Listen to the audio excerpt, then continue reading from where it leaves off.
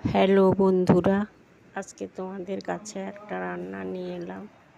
চিংড়ি মাছ আর চাল কুমড়ো শাকের দিয়ে একটা তরকারি।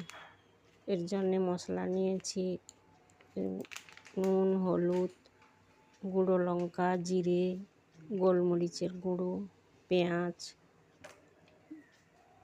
কুমড়ো শাক আর চিংড়ি মাছ একসঙ্গে দিয়ে মশলাগুলো সব দিয়ে তার সঙ্গে সব মশলা পরিমাণ মতো দেব, দিয়ে একটু তেল দেব।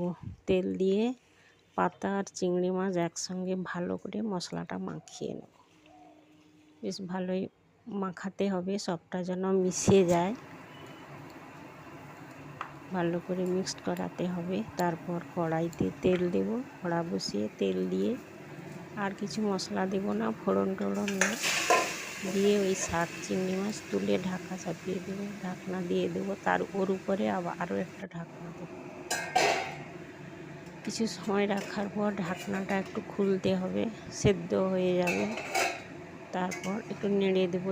একা একা জল দেবো না, কিন্তু জল বেরিয়ে যাবে।